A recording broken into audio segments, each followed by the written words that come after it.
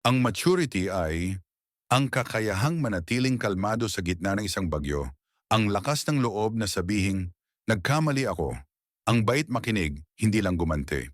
Hindi ito tungkol sa pagsasalita ng malakas, ngunit naroroon sa kung paano pinipigilan ng isang tao ang pagtugon ng malakas at malupit. Nakikita ito sa pasensya at pagpili ng katahimikan kaysa sa walang kwentang argumento.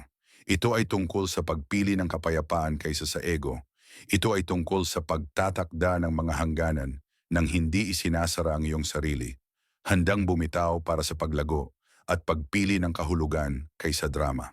Hindi gumagawa ng ingay, laging matatag at mahinahon. Ito ay hindi tungkol sa edad, ngunit tungkol sa kung paano natututo ang puso mula sa mga sugat ng hindi nagtatago ng sama ng loob.